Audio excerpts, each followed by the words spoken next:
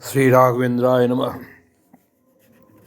गजब हालात बन गया है बिहार का। मोकामा और गोपालगंज का उपचुनाव और चिराग पासवान का इधर से उधर जाना एक चर्चा का विषय है। पत्रकारों के बीच में खोज खोज के बातें निकाली जा रही है और पत्रकार इन बातों में खुद तो फंसे ही हैं, लोगों को भी फंसाए हैं। किसी को इस बात का मने खुशी नहीं है कि एक नौजवान लड़का जो दलित है और जिसने नीतीश कुमार को 110 वोट सीट लाने वाली पार्टी को 41 सीट पर लाके खड़ा कर दिया। ठीक है, चिराग पासवान को सीटें नहीं आई, ये सही है, लेकिन अगर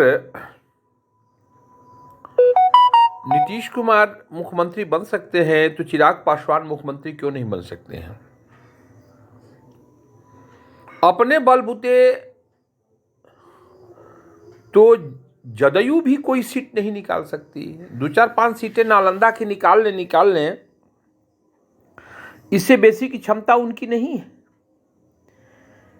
और भारतीय जनता पार्टी को ही नहीं भूलना चाहिए कि रामविलास पासवान ही एक ऐसे शख्स हैं जो जंगल राज उखाड़ने में बहुत बड़ी उनकी भूमिका रही है।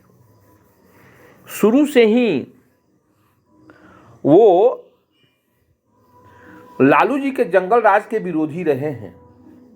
ये दुख की बात है कि उनको तो मुख्यमंत्री हो जाना चाहिए था, उनकी जगह को नीतीश कुमार ने ले लिया और रामविलास पासवान मुख्यमंत्री बनते बनते रह गए।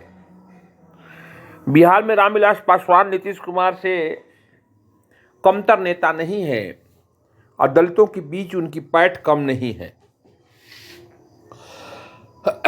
बल्कि नीतीश जी ने तो दलित और महादलित करके दलित समाज को ही फोड़ने की कोशिश की। चिराग पासवान जुआ है, खुली सोच रखते हैं।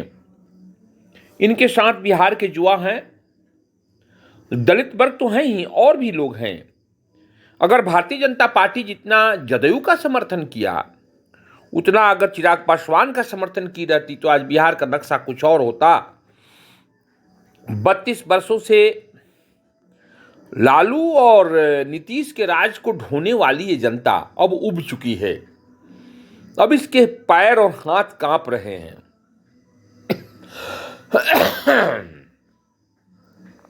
जब नीतीश की खामियां उजागर होने लगती हैं तो ये लालू में चले जाते हैं, जब लालू की खामियां उजागर होती तो बीजेपी में आ जाते हैं। अच्छा नीति है, इससे उनको लोग पलटू राम कहते हैं और हमारे कुछ पत्रकार मित्र हैं जो कि चाणक्य कहते हैं। चाणक्य, सिद्धांतहीन राजनीति करना चाणक्य नीति का पोषक है।